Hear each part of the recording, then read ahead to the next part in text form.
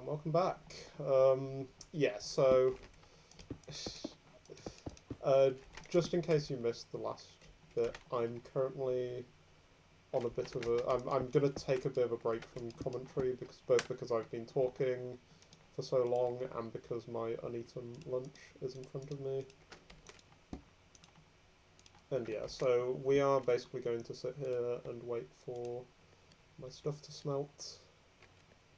That's not going to be enough coal, is it? Coal's not going to spawn this slow, is it? Unlucky. Yeah, okay.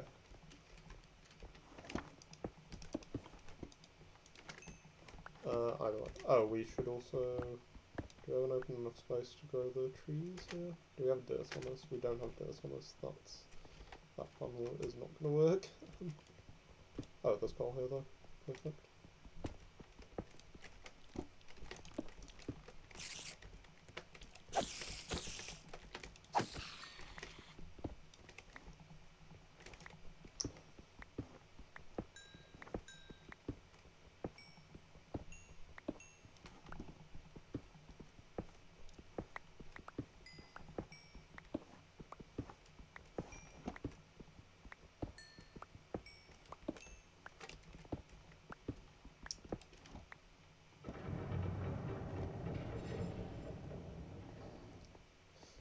Cave sounds. Alright, yeah, we are just going to sit in here, and yeah, I won't do the growing trees plan right now.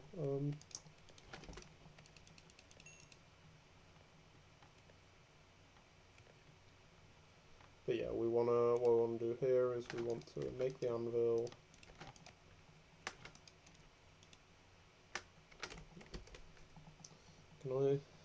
Anything I can balance on my sneak key? So I don't have to do that myself. There we go. My penknife is on the sneak key.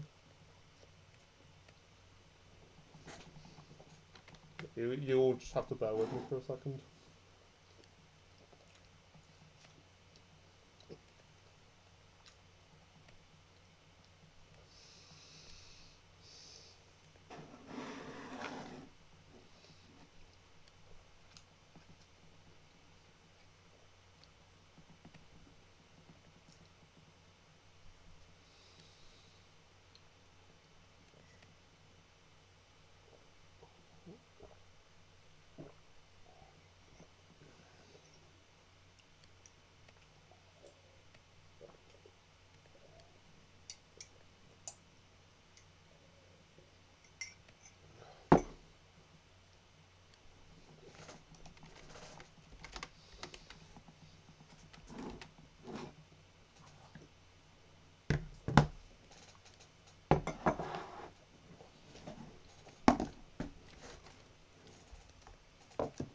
Alright, I think one sandwich.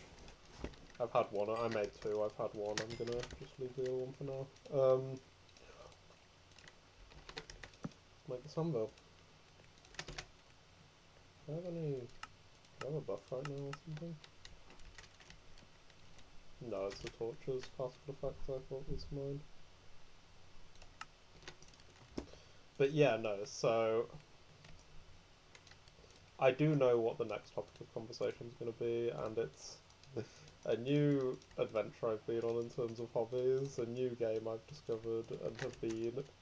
I cannot tell you how much I've been enjoying Blood on the Clock Tower, which... Sometimes you come across a game that feels like it was made for you. Oh, fuck, it's Anvil. I forgot. Oh, no. Okay, well, we need to be careful about what we do here, then. I completely forgot about that. Probably, I mean, we could just use that to make a power 3 bow, and we should we'll make diamond boots.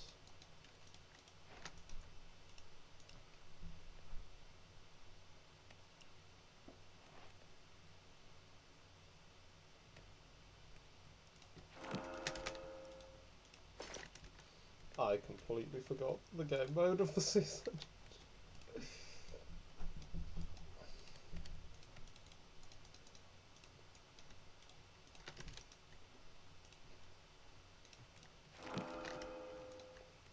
Well, we definitely want power 2. I could even go for power 3. Or I could... I think prod 2... I mean, hey, I never, like... For some reason I never actually, like, grind out anvil shit, so maybe this is just good. But now we're on even ground with everyone else, right? Hey Joshua, slain by Predator. Killboard's really going right now. Let's head to the surface, gather some more apples and feathers and all that stuff.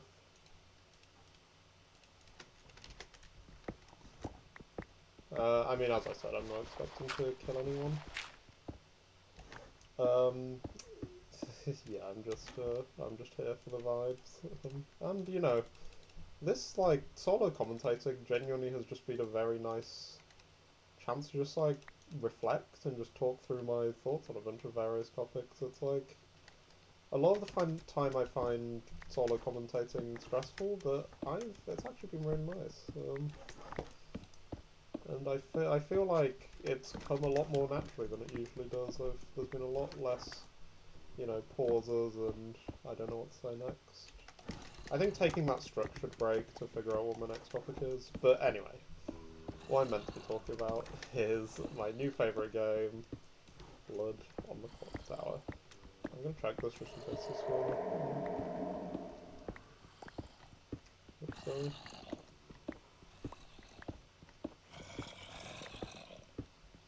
But yeah, no, so if you're not familiar, Blood on the Clock Tower is social deception. It's in the vein of Mafia.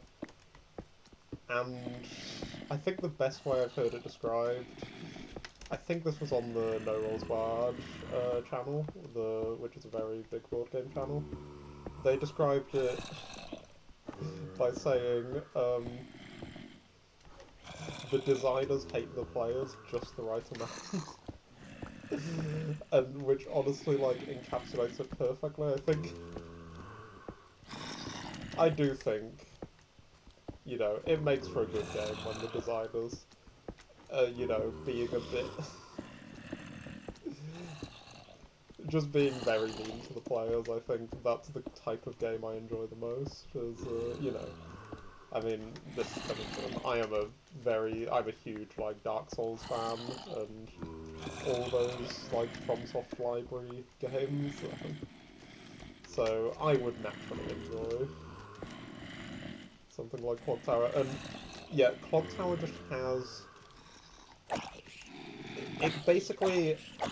The thing that most sets it apart from its equivalent games, which is stuff like Mafia and Werewolf, is that first of all, every player has a role, and every player has a power, so which is very nice because I used to play a lot of Among Us, and I sort of revived that for my friend group in the past year. But the thing that made me stop playing Among Us was that occasionally you'd just have a game where, or you'd have a night, and I had a night like this, which was why I stopped organising it, where every game I was the first death, I did not get an imposter game, and it just felt like I was just doing nothing all night. I was like, not really hanging out with people other than the, like, you know, bursts between the emergency meetings, and yeah, it was just not a fun night for me, and it sort of turned me off the game, and I never really developed the desire to go back. So the fact that dead people keep playing is huge. It means that the evil team is incentivized less to sort of like kill people to shut them up, and more to kill them if they feel that particular person is going to be getting useful information that they want out of the game. Give me a sec. And the other big difference, yeah, I think I already mentioned, everyone has a power, and death isn't like the end, as the two differences. And just the thing that makes the game so special is like the specifics of how each of these roles is designed. They are all like deranged in my favourite way I've ever seen. There's some pretty normal ones, you know. The fortune teller, point at two people every night. Even that one's spicy, you know. Point at two people every night. You learn if one of them is the demon, which is the sort of head evil guy you're trying to kill. But like even that one has the twist of one good player registers as the demon to you. You have a built-in red herring. The best role, I don't think anyone will ever dispute that the best role on the Trouble Brewing, which is the sort of... So there's selections of roles called scripts in Clock Tower. And the basic script is called Trouble Brewing. And even that one, everyone agrees that the highlight of this script is a role called the Drunk. And the Drunk basically has the power that they don't have a power, but they think they do. The storyteller tells them they're an actual role from the game. So, for example, I have made the Investigator Drunk before. The Investigator learns two people and learns that one of them is a certain evil role. And... But whenever you give them information as the storyteller, you just get to make it up. You just get to tell them literally whatever you want. And, you know, I love making someone else the drunk. I love being the drunk. Like, you know, I think I never feel happier losing a game of Clock Tower than when I lose to being the drunk and never figuring it out. And, yeah, it's,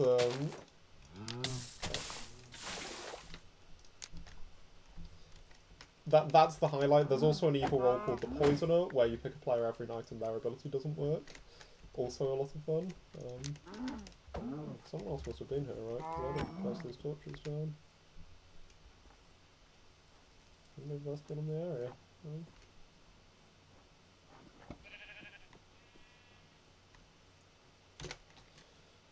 On that topic, let's craft the rest of our arrows.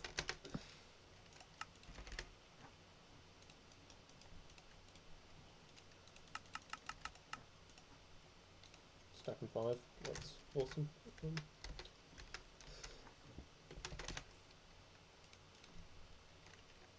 Okay, we can make 3 more golden apples if we get the apples, which, you know, it's not the best gear you're ever going to see, but it's not bad. You might be able to take a fight.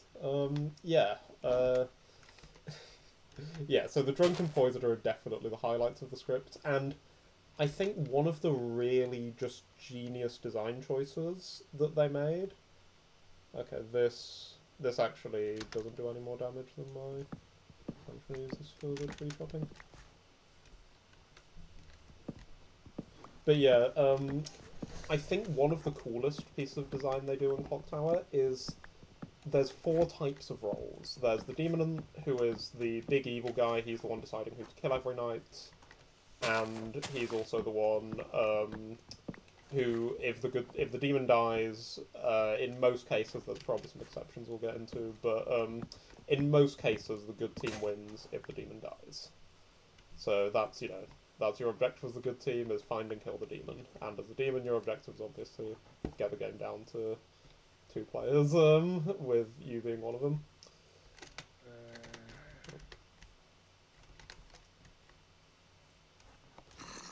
I hate that sound. There's the minions, who are basically sort of these evil helpers to the demon.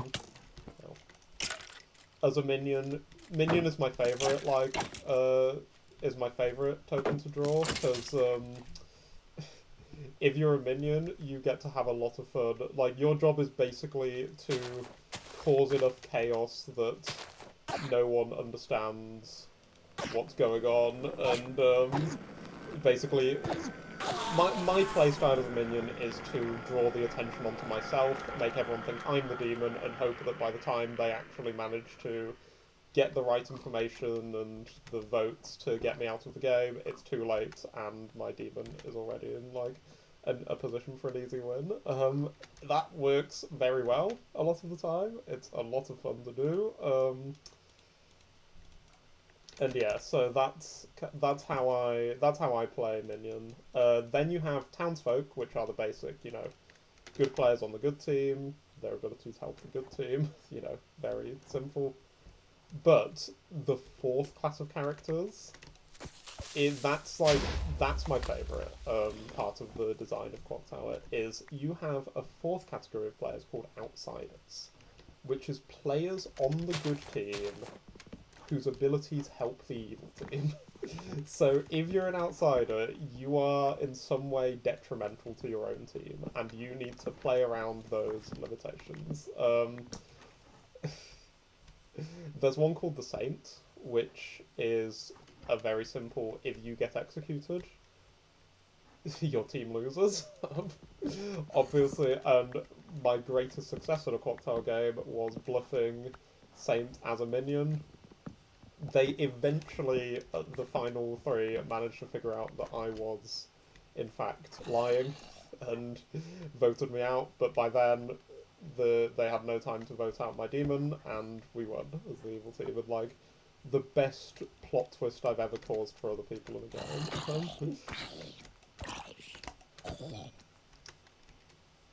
What else? We played with one of the most terrifying outsiders to be in the game. The last time we played with an outsider called the Damsel, who their ability is the evil team knows there is a damsel in the game, and they get one guess across the game as to who the damsel is. If they get it right, evil instantly wins. So you have to, drawing the damsel is terrifying, because you know that one slip-up and the evil team has just won. And you need to get yourself killed to disable your own ability so that they can't do that anymore. And yeah, the damsel managed to die very early on in the first game we had, so we didn't get that sort of cat and mouse between the good and evil team, but it was still just a lot of fun to see in action for the first time.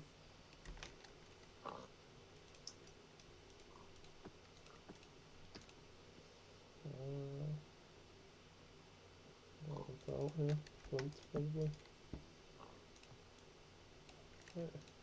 Let's go to 0-0. But yeah, no, I figured I could just talk through some of my other favourite roles in Clock Tower, because, yeah, the game is wonderful, and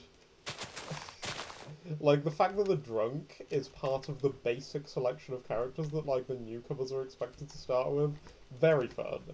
And when you first start playing, the drunk feels impossible to play around. It's oh, but all my information might be wrong, and it feels so overwhelming. And it can be. If you're in a game with, for example, you're in a game with 7 players, you have a drunk, you have a poisoner, and you have 2 people lying about their roles. That could lead to there being more wrong information than correct information, and it can be unbelievably hard to identify that as a player. But and I think the other thing I like is that the mechanics on most scripts can take you sort of 70% of the way to knowing what your knowing who the evil team is, but that last 30% you have to do yourself. You have to do the social deduction work and just figure out, oh, this person seems like they're lying, so I'm going to mistrust their information, which would implicate this person, basically, right? It's a very satisfying combination of logic puzzling and I need to be vigilant right now. But yeah, very satisfying combination of logic puzzle and social reading. I think there's one script called Sect and Violets, which I still... Oh, hello. Oh. Yeah, no gone. Okay, well, we're at 0-0. See you guys next time.